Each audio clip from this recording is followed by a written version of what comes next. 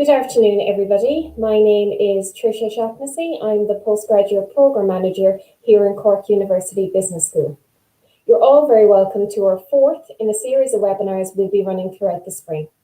The next webinar will take place on May 11th and will focus on key significance of sustainability for the careers of today and tomorrow. Today's event will focus on the relevance of specialist technical training in today's current employment market. A past graduate of the programme will speak to topics such as big data, business analytics, data security, and their application in business. We'll speak more about the programmes and the entry requirements later, but for now, I'd like to introduce you to our panel of speakers, and I would like to thank them for their time in engaging this event today. So we are delighted to be joined by Dr. Simon Woodworth, the Programme Director of the MSc Cyber Risk for Business, Dr. Mary Daly and Dr. Stephen McCarthy. They are the co-directors of the MSc in Business Information and Analytics Systems. And we're also very, very grateful to be joined by a past graduate of the Business Information Analytical Systems programme, which is Uditi Bhaskar. So just a little housekeeping before we kick off. Please feel free to pop any questions you have in the chat function, and we'll do our best to answer them all during the webinar. If we don't get to all the questions, they'll be answered directly after this event. If you are interested in applying for either of these programs, the application process is quite straightforward and simple. You just apply online at www.ucc.ie/en/apply. Our bias program is nearly full, and we will be closing application portal next Tuesday on the 4th of May. However, our cyber program is also nearly at capacity, so I would advise you to apply as soon as possible, and we'll be closing this program as soon as it's full as well. So just to kick off, I'd firstly like to welcome Dr. Simon Woodworth, the Programme Director of the MSc Cyber Risk for Business. Thank you so much for joining us today, Simon.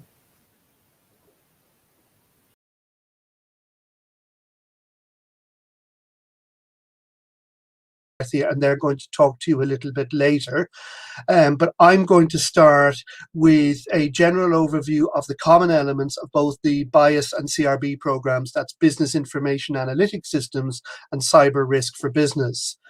Both programs are designed to allow technical undergraduates to add to their skills and to understand the business context of the technology that you have learned about, how it applies in business. And as such, I should stress that we do expect students to know an object-oriented programming language before joining either program. And ideally, you would have some knowledge of SQL and databases as well, because you are expected to complete a group project during the program, which involves creating an IT artifact relevant to analytics or to cyber risk.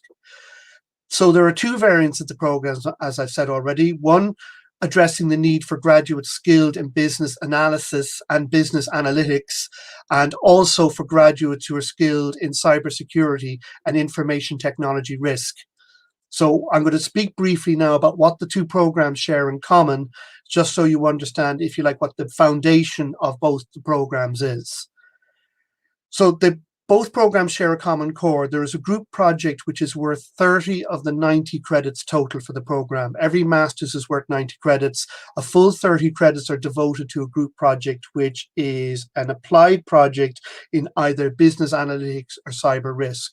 So there are different goals depending on whether you're a cyber risk or a business analytics student. But we teach quite a lot of the group project material together as a combined class. It's worth 30 credits, which is a lot. And the idea of the group project is to get students to understand what it means to do research in a business context. And the output of the group project is an IT artifact, in other words, some software or possibly hardware that you've built yourself, with a business plan so that it's possibly viable in a market.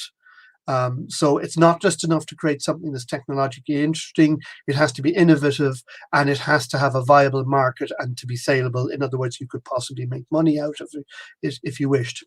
So some other common modules in the programs are, we have 10 credits on project management, Project management is incredibly important. Some students ask, why is that relevant in a degree where there's technical content? You need to understand in an organization how to manage any sort of IT project from beginning to end. Also important is design thinking about how do we approach the design of software artifacts. How do we make them relevant to the people who want to use them? How do we capture requirements? And how do we ensure that the delivered item meets those requirements? Enterprise systems. Now, enterprise systems is a slightly old-fashioned term, but it's something that perhaps not many people are aware of, but almost every large business uses an enterprise system to manage things like payroll, production, accounting. Typical enterprise systems would be things like Oracle and SAP R3. So again, we believe it's important that you understand how those systems work and how cybersecurity concerns impact on them and how business analytics relates to them as well.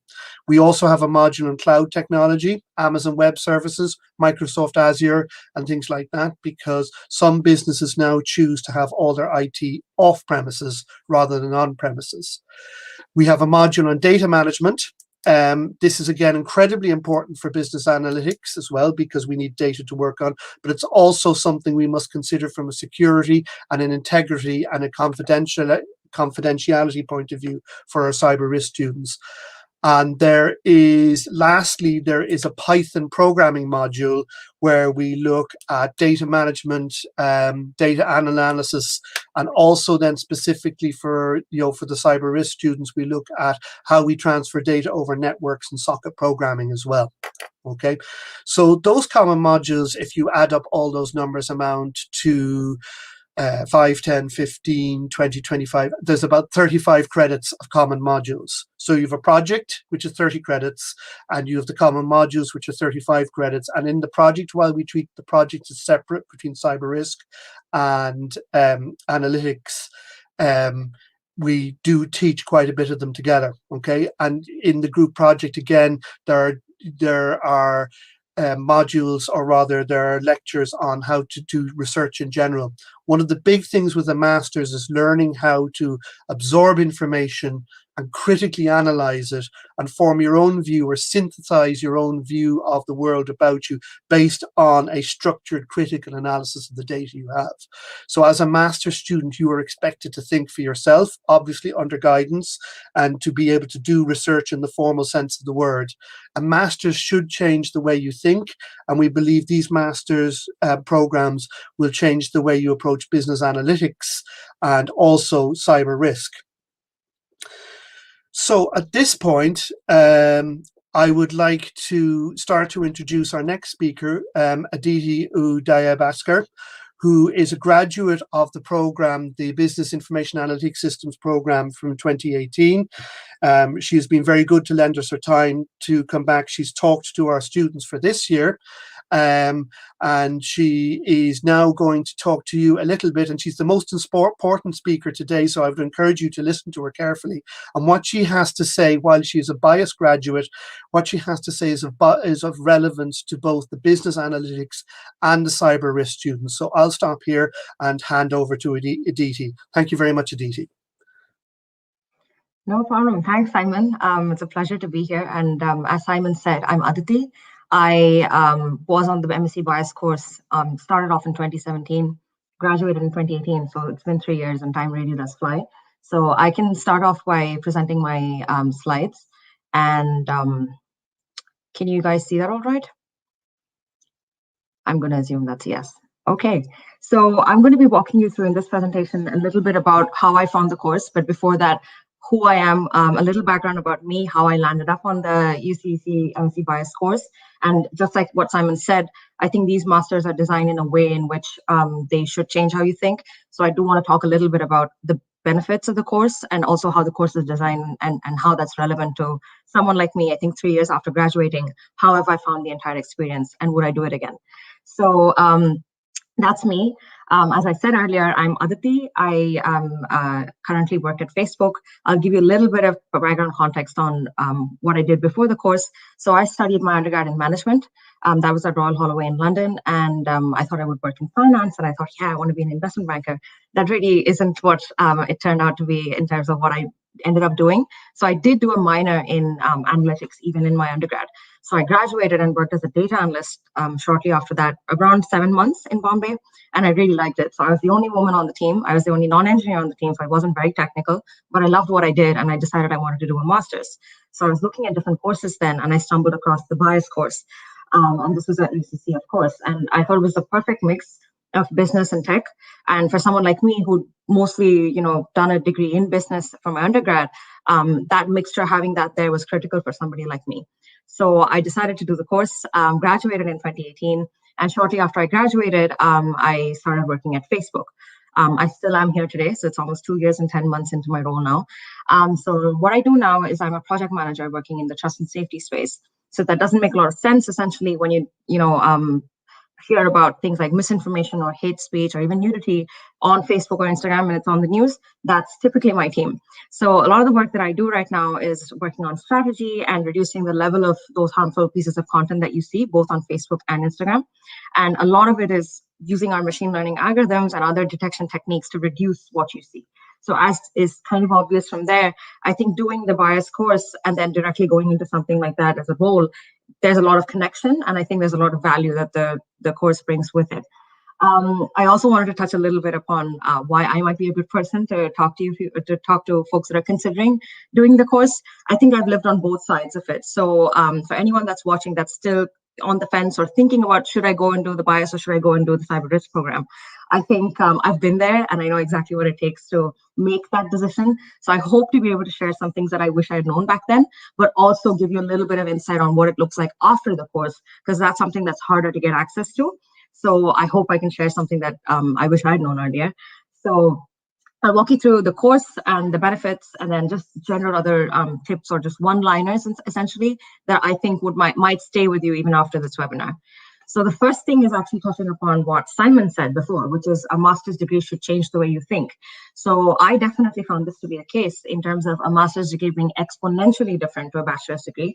So if anyone who's watching did their undergrad degree, I'm sure it was filled with a bunch of different modules.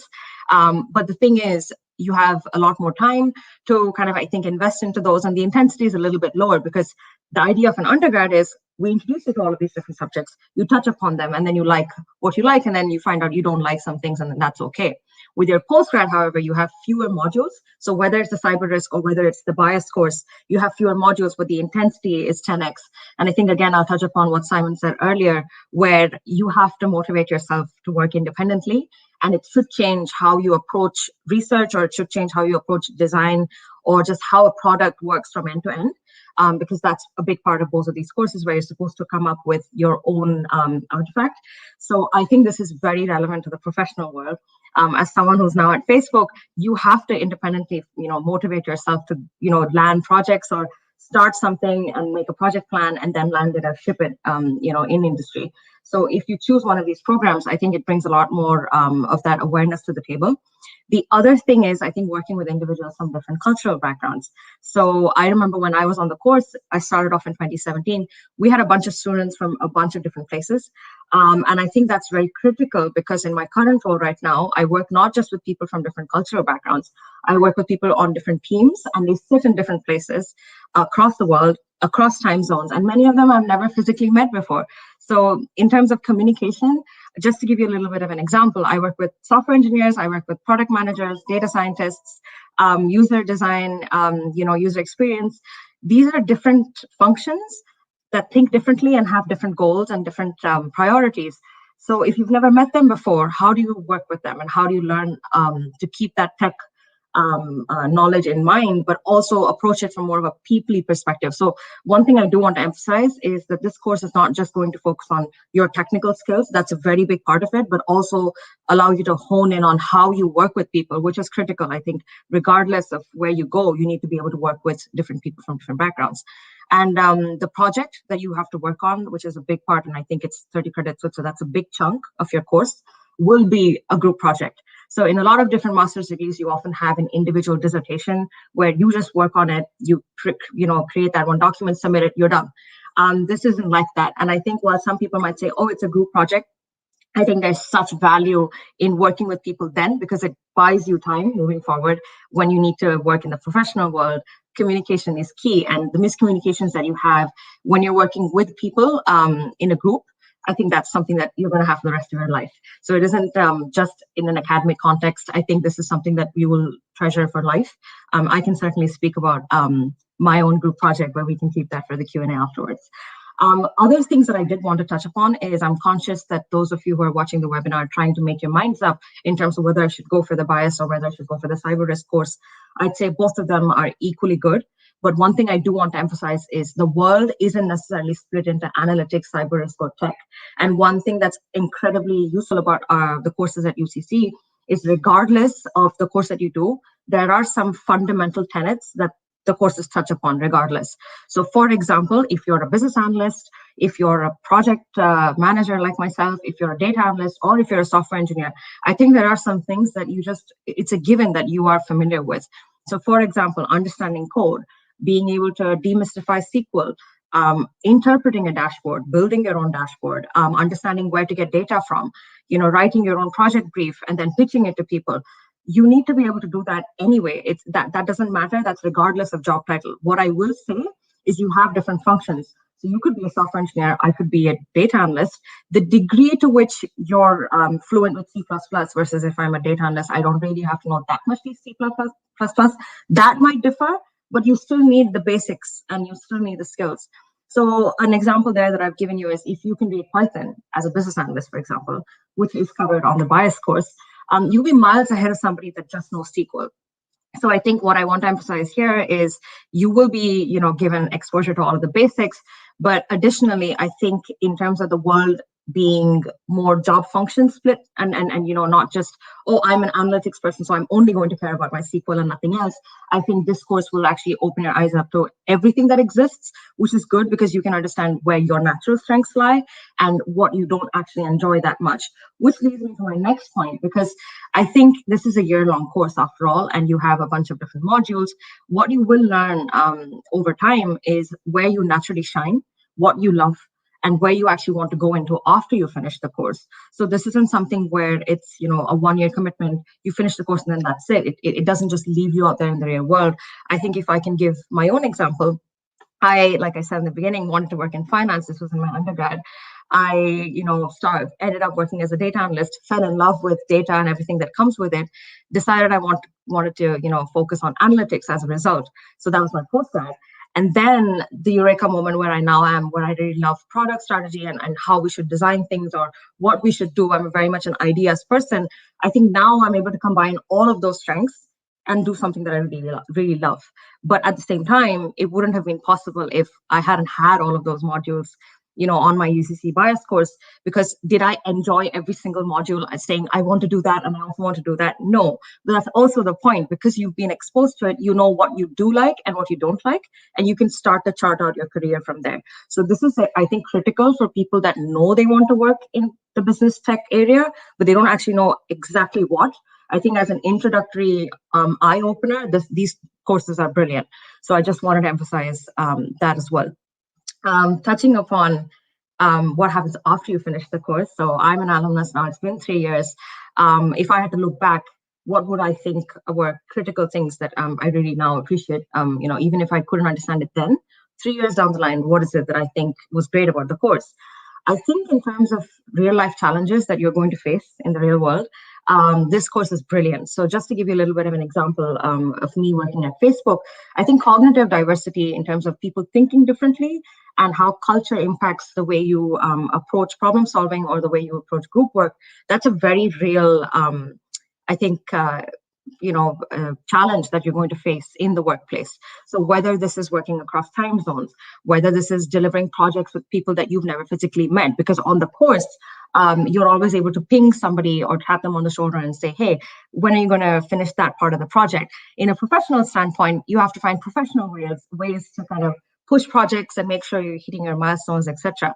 So the cognitive diversity aspect in terms of the diversity of students on this course is very similar to the diversity that you see in a global company's workplace as well.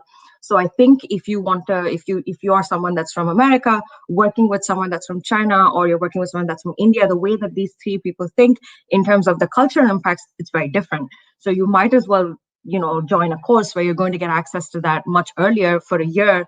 You understand what works and what doesn't work. How do you deal with that in real life? And I think that's something that the UCC courses do really well. Another thing is passing feedback. So one of the things that happens in pretty much every company, but particularly at Facebook, is at the end of 6 months, you get 5 people to, provide feedback on how well you performed or how well you didn't perform on your job. And I think in terms of peer review systems, UCC is something that is very, very, I think it's ahead of the curve in terms of master's degree courses, where that group project of, you pretty much spend half of the course on that group project and you're working with people. If something isn't working and you need to provide feedback, can you do that?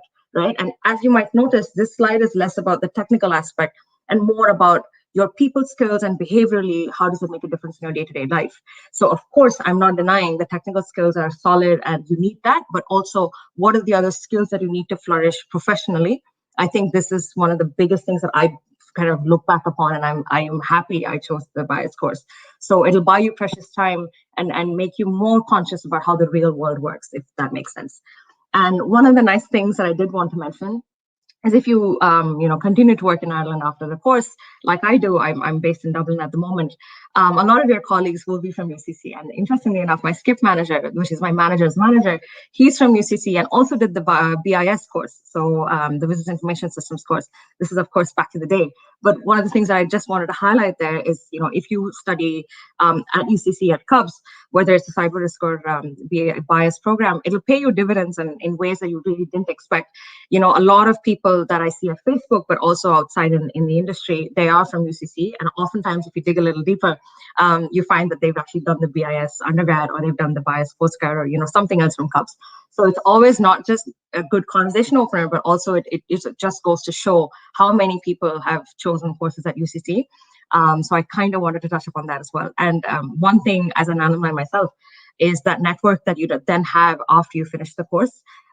You can really exploit that, and I would encourage other alumni to do so as well. So if you do choose the bias or the cyber risk course, I'd say definitely bear that in mind, because once you finish the course, it's not that everything in life is super straightforward. The alumni network is there to help you navigate things. So that's kind of what I wanted to touch upon. Thank you very much for listening. And if there's any Q&A, we can wait for that and do it at the end of the webinar. So that's pretty much it. Thank you.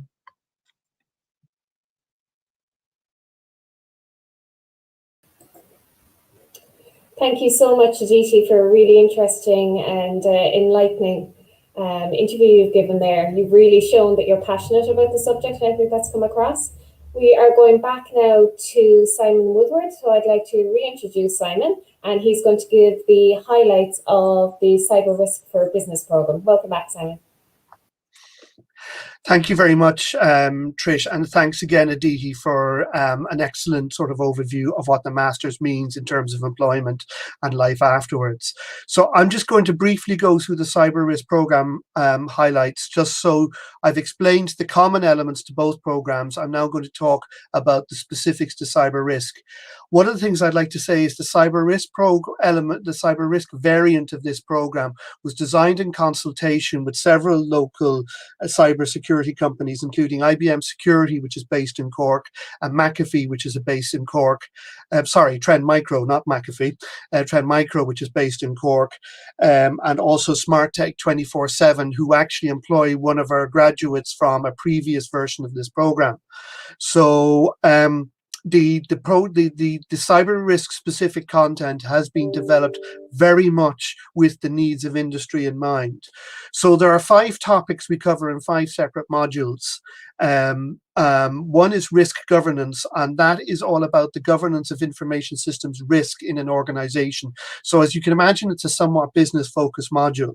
We also have one on risk audit, information systems, information technology risk audit, about how you assess the risks. And that whole concept of risk covers 2 modules because it's so important from a business point of view that a business understands what risk its IT systems and the maintenance of them and how the users use them, what risk that poses.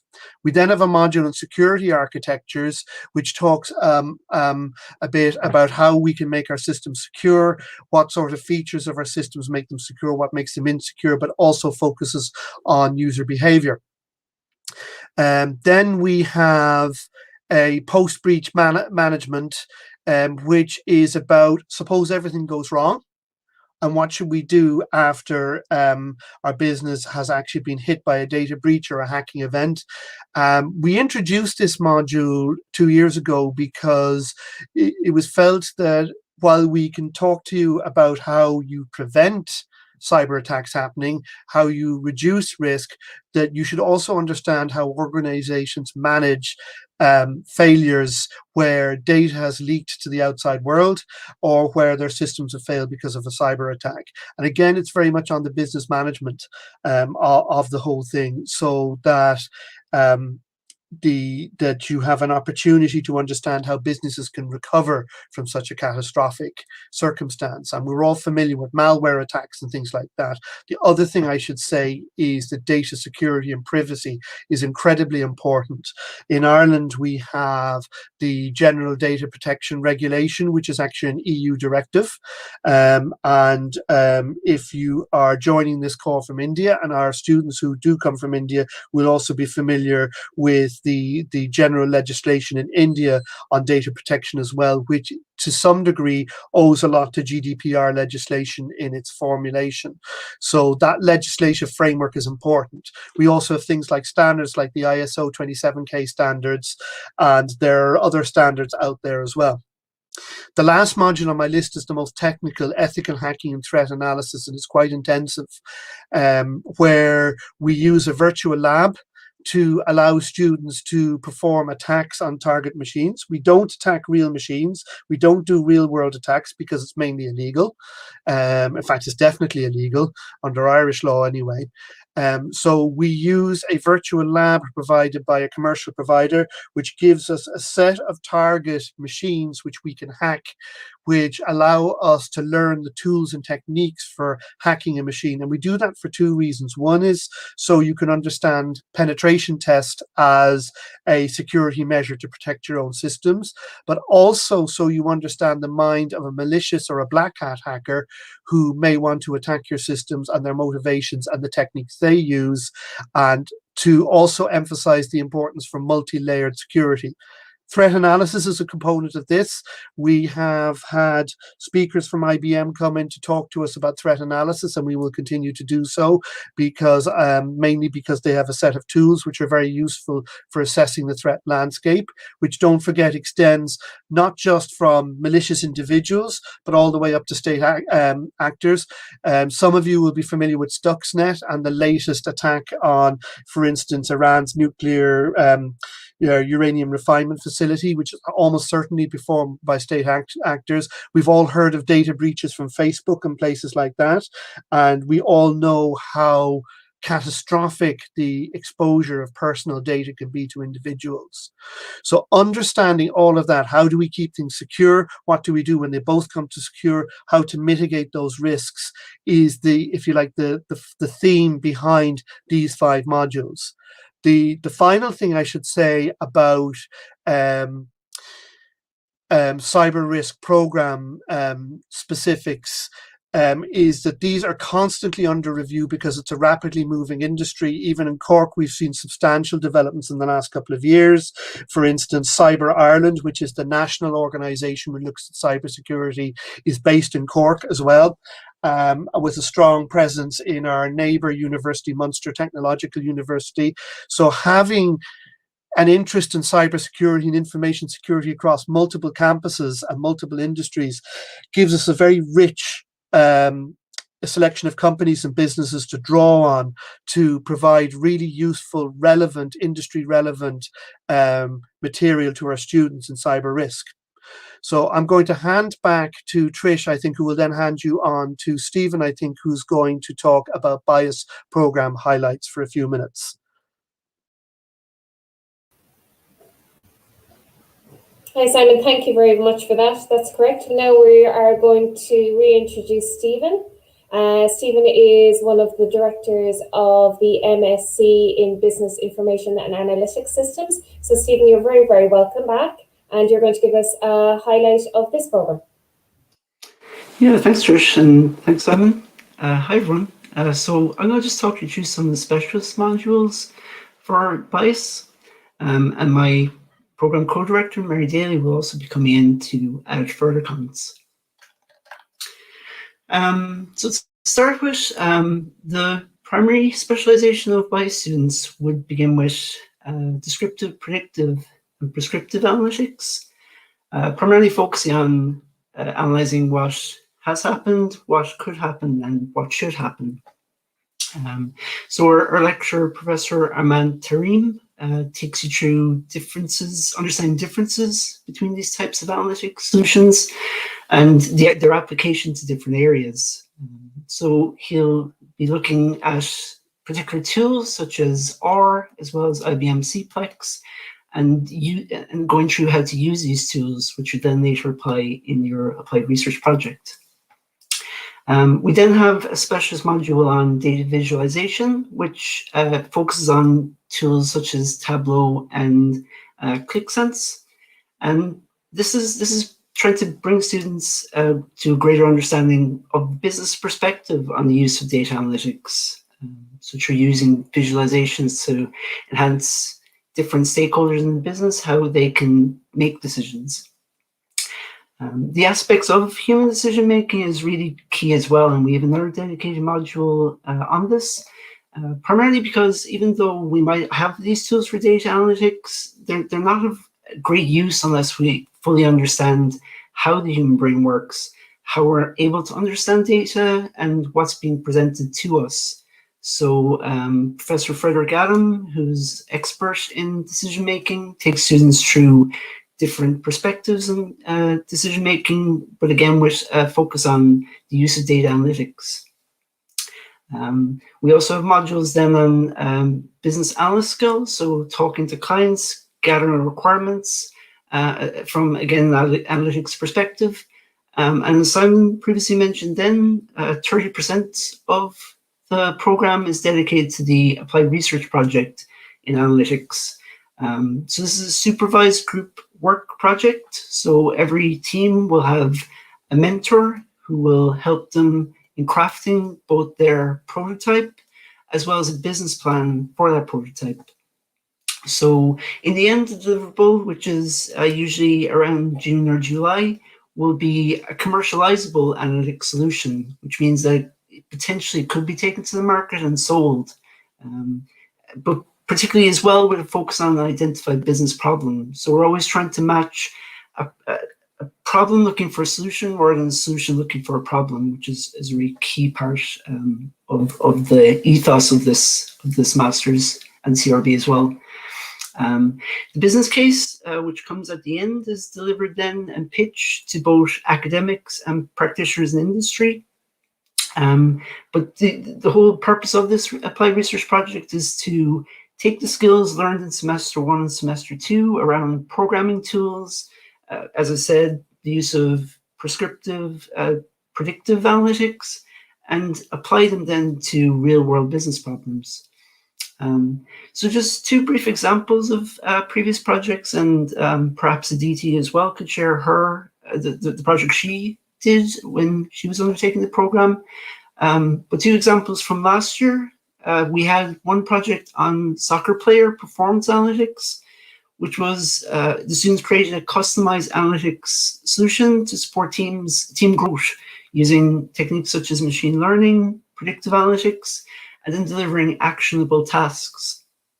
So the main difference in what was delivered was it wasn't designed and targeted for large football organizations who can afford to throw lots of money at these kind of problems. But rather instead smaller organizations, smaller clubs, amateur teams, to try and support their team growth. So amateur organizations are equally competitive, but may lack the resources. So the focus here in the business plan, focusing on a very specific market segment that the solution could be used by.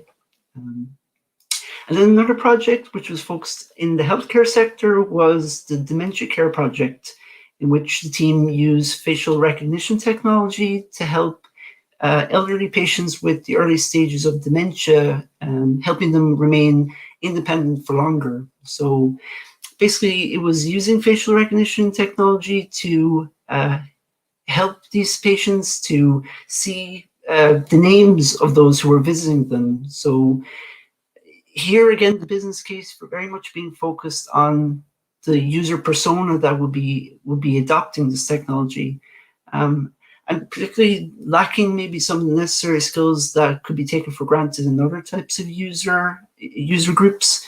So building commercializable tools for, again, early stage dementia patients, empowering them as much as anything through analytics.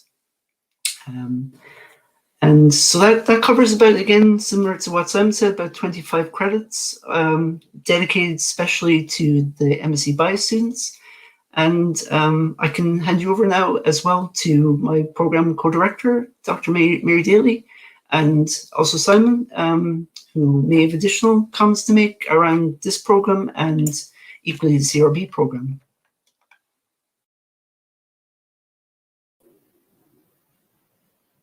I think Aditi is going to quickly just refer to the project that she was part of. So I'll let you off, Aditi, before I come back in.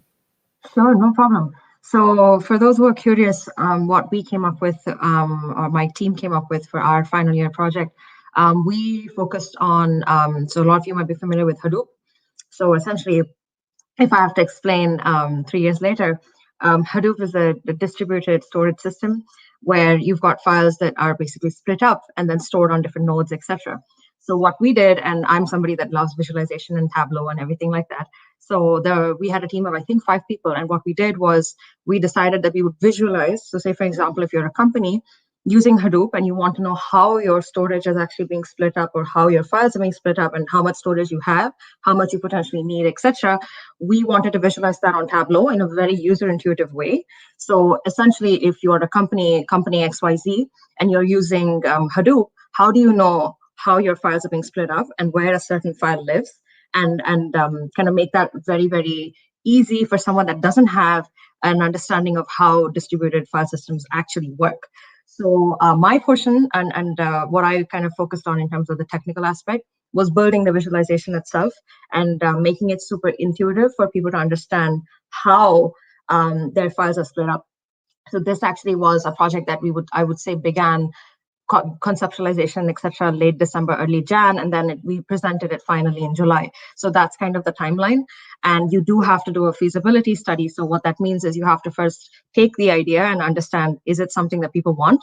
Is it something that we can build? And is it something that people will pay for?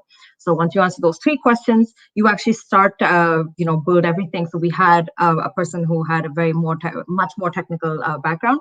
So he worked on the back end in Java and all of the other, making sure that we had enough information to recreate what it would look like. So that was his portion of the work. And then we had others contributing to making sure that the pipelines were actually very smoothly able to handle all of that data coming in. So what happens in the process is you understand how it is when you're working at a company, how it is to manage all of the data coming in. Does a system break? We had a couple of times where we couldn't handle the data coming in. So I think for someone like me, that's probably more on the front end of things, to be able to see at the back end my teammates working on something that was much more technical, and for them to be able to see how I was thinking through the visualization. I think that synergy was obviously beautiful, but then also at the same time, you get access or you get exposure to things that you previously didn't know, in terms of how things work. And it's very interesting because now when I work at Facebook, everything is so scaled. So you don't actually get to touch everything from end to end. So even though I'm working at a company where I probably just look at one tiny portion of what is a massive ecosystem, I still am able to understand if I'm writing a SQL query where something is actually coming from. So I understand the pipeline, I can go look things up, etc. So if you don't have that exposure, it can become harder. But that's just my project. And we named it Dupe Dive because it was Hadoop and it was a deep dive into Hadoop. So we named it Dupe Dive. So yeah, I can talk about that later more in the Q&A, but I'll stop there. Thanks very much, Aditi. I'm amazed how much you remember about a project you completed 2.5 years ago, 2 years and 10 months ago. I'd like to suggest to our audience, how many of you could relate a major project you did in the last academic year, not the current year, the last academic year? And I'm sure a number of you would kind of groan at the thought of even having to think back 2 years as to what projects you did. But that is I'll have to say that is indicative of the caliber of student that a DT was. One of the things I want to talk about here is these programs are always being developed. They're always evolving. What we did in the initial, Simon Woodworth and I would have been the initial directors on the analytics program, and then that evolved into where it's now. And Stephen has come in with us and joined us along the way in directing those programs and bringing in new ideas and new concepts from his perspective of where IT is going. And in the meantime, then we have introduced the cyber risk masters. Again, understanding that there's a fundamental core advanced IT, digital technology or information technology around which anybody should go. That is, as Aditi said, at undergraduate level, you have a flavor of, but companies need people with a lot greater expertise than your undergraduate provides. And part of that evolution in these two programs has naturally come from business. We would always see the business as our primary information sources when we're thinking of where next to take these programs. What was totally relevant 5 years ago is not the same level of relevance today. Like, technology moves.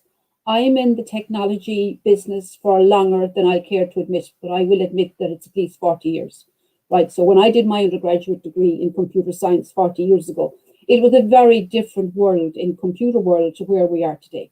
So to keep these two programs up to date, we are evolving these programs all the time. Part and parcel of that evolution has been companies asking us to be more technical rather than less technical. And that then means, of course, that our entry requirements change as well.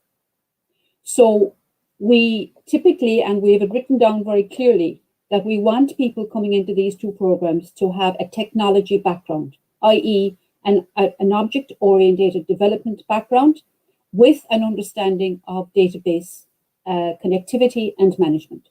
We prefer you to be able to program, and the more programming you have coming in the door to us, the better you will go through. In very rare occasions, we have applications from people who are not technology, who do not have a technology background, that we look at. And this is on a one-on-one basis, very much down to where it is. And we tend to take students on who would have complementary skills.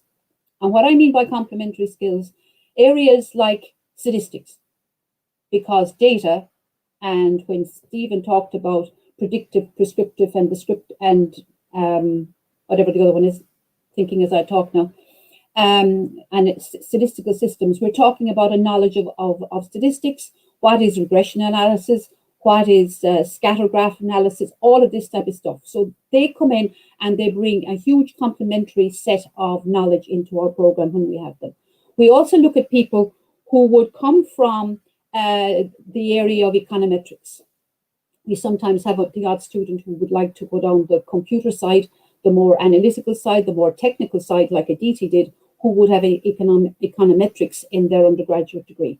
And the other area we would consider would be somebody who had a management degree with a lot of decision science in that type of degree.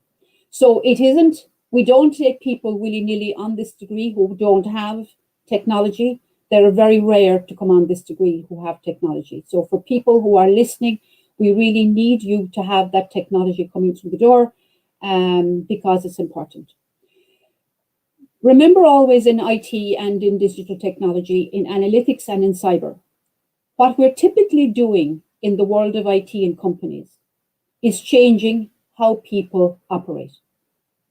And two things very important there. We're changing people how they operate, and we're asking people to change. Asking people to change is a fundamental, most significant thing that happens in organizations, and is one of the most difficult things that we have to prepare students for. So that's why there's, again, that core functionality involved. and why we put a lot of focus on developing the business areas around it. So it is technology within business as distinct from pure technology. So again, that kind of directs as well who we take on the program. And I don't want to sound as if I'm being elitist about who we take on the program. Of course, we're not elitist about it, but the employers want us to generate, position you coming through at the end of this program with a really fundamental understanding of the technologies behind it, as well as people who, as everyone has said to date, are self-motivated, are highly capable, and can work in groups. Because again, group work is hugely significant. It is the best barometer. If you can work in a group, it's the best barometer to your capability of working in organizations. There is no organization today where a majority of people work on their own. Every organization today, people work as part of a team. And the most successful teams are not always the most technical teams or the brightest teams. The most effective teams, the most teams that generate the best work are the teams that can work best together. So you do a lot of group work, and a lot of students coming from all kinds of backgrounds find this one of the most challenging parts of this program, to learn how to work with a group, to learn how to bring people with you, to learn how to be brought along at times. And we put a lot of work in this program into getting you to understand the value of group work and understanding, I suppose, in a way, almost the mechanics of group work. And I think Aditi said that without saying it maybe as bluntly as I tend to say it. We'll take questions. I think we're kind of running at the point where we need to go to questions, do we? Trish?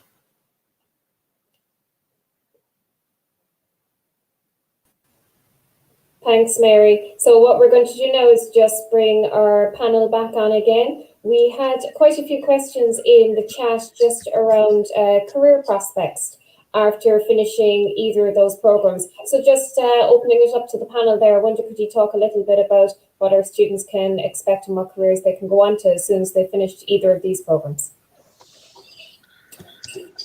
I think I'll pass on to Aditi in a minute, but I would say for a lot of our students, the students who graduated last year have found COVID impacting on job prospects, because I think companies were more focused on managing their current employees rather than taking new people on board. I think at the end of this year, there's a backlog of roles, but it's still very slow. But in previous years, we've had companies really look for people. And I would say in most years, within 6 months of the end of the program, which in our situation is September, we consider the program running from September to the end of August, right? So when I talk about the year, I'm not talking about an undergraduate year, which is finishing in June. This year finishes those of you who join us next year, and I hope there are loads of you who join us next year in either program, you will not be finished before the end of July. And then we take September to, Simon, Stephen and myself take September to evaluate the projects, to evaluate the grades, to put the whole thing together and all of that. And you don't get your results until early September. So it's a full 1 year program. And in most years, within 6 months of that, the vast majority of students have found employment. But it can take up to 6 months to do this. So we've had a lot of success with people in Apple here in Cork. We've had a lot of success with people with allocating people or people joining the local Musgraves. They always take a student or two every year. IBM have taken students from here. Dell EMC have taken students from here. So in various roles, typically to do with data, managing data. You know, data is this wonderful thing that very few people really maximize the benefit of. And while all of you will be very familiar with big terms like big data and how social media data, the reality in organizations is 20% of the data provides 90% of the value. And even understanding that and how to deal with that is a big challenge for an awful lot of organizations today. People don't understand what to do with their data and how to make it meaningful. So we have a lot of people coming into those spaces. Aditi, Facebook would have a certain number of roles that you shared with me yesterday that I must pass on to the class. Yes. So I think what you said is quite typically it does take time to find a role. But what I will say, and that this is something that I think in terms of how I approached it, I did start looking for roles. I would say at least around this time of year when I was on the course 3 years ago. So because it takes time, what I will say is if you want to kind of maximize your chances, I would say look beyond just looking at a graduate program and try to expand your net. So one thing that I've told people that and I've met with the students this year as well, and I think it kind of does work quite well if you expand your net a little bit and look at other companies where it's not necessarily a graduate program, but it's a more junior role where you can get in and then learn as you go, which I think, especially given everything that everyone has spoken about on this webinar today, it's more about understanding what you like and how to work with people. So as long as you're getting that and understanding which you want your career to go into, starting off a little more in a more junior role and then working your way up might be an option. That said, I was, I think, able to get into Facebook, but it isn't as if it's not possible. I would just say it is highly competitive. So give it your best shot in terms of applying to a bunch of companies. What I will say is that Dublin is a real tech hub. So, of course, this course is in Cork, UCC is in Cork, but Dublin is a very big tech hub with a lot of companies coming into the city. And of course, I think what Dr. Daly said there in terms of it's been a bit slow because of the pandemic is true.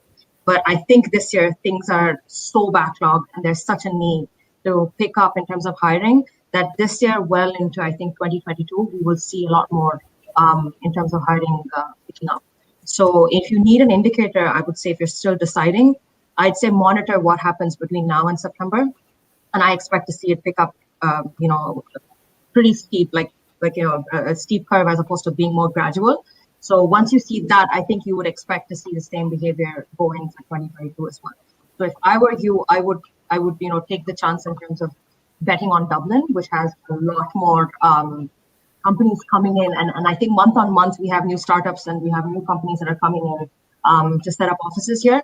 So with everything opening up with COVID, I'd say there's a good chance that, things will pick up. So don't let the pandemic, deter you. But also, if you want to look at the data itself, you will see, I think, by this year, September, that things will improve.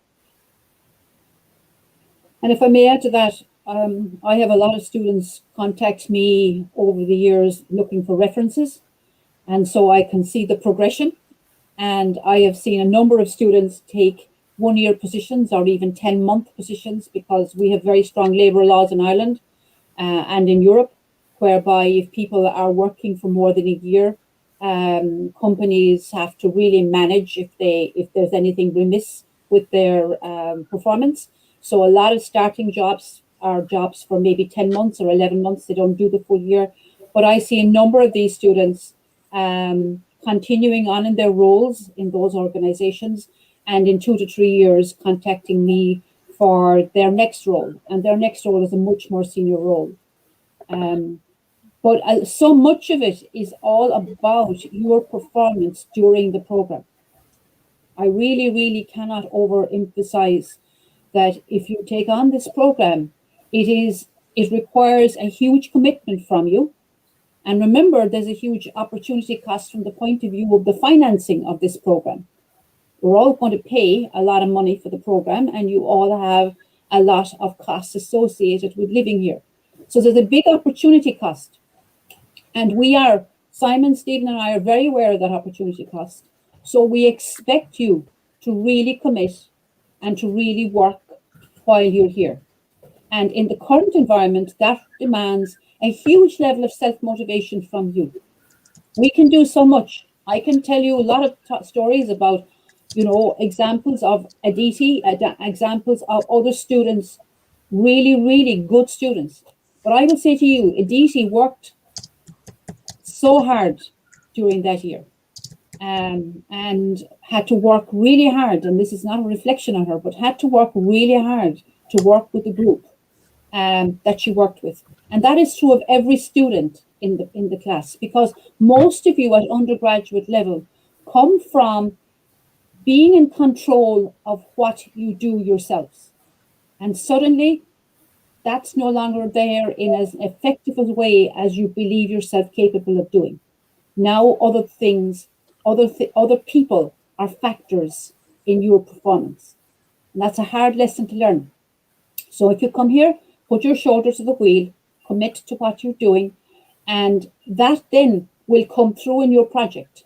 In your project at the end of the year, and Simon said it and Stephen said it along the way, we not alone have academics listening to those projects and seeing the end game, we also have people who are practitioners who subsequently then feed back to us as to would we think about doing X for future years? And 90% of the time we try to incorporate that feedback. So this is always evolving. The class of 3 years ago came out with a different skill set than what you came out with. But fundamentally, you'll all come out with a similar skill set. As Simon said at the beginning today, that common set of skill set that Aditi said about those things that are way beyond what you learn, the recognition of what you like to do, the recognition of what you are good at, the recognition of your strength within a group performance. Are you an ideas person? Or are you somebody who can see good ideas and nurture them and grow them? So you have the courage and the strength of character to take someone else's idea and grow it. Just because you're not always the person coming in with the first idea that then needs to be grown, doesn't mean that there isn't enormous value to the person who can see the merit of other people's ideas and make them great, going from a good idea to a great idea. And they're all the things that I think people learn on this program. That's brilliant. Thank you very much. And it's lovely to see all your hard work during the course paying off now, Aditi. So we've only a couple of minutes left, so I'm just going to close out our webinar. I'd like to thank all the guest speakers and the panel for their time engaging in the event today. So thank you, Simon, Mary, Aditi, and Stephen. I'd also like to thank our Cubs Media colleagues who guided us through this panel so expertly in the background. Our next webinar will take place on May 11th, and this will focus again on the key significance of sustainability for the careers of today and tomorrow. So finally, I'd just like to thank all our viewers who registered, attended this event, and really engaged with it. So we do appreciate all the questions. And I'd like to wish you the very best of luck with your application. Thank you very much.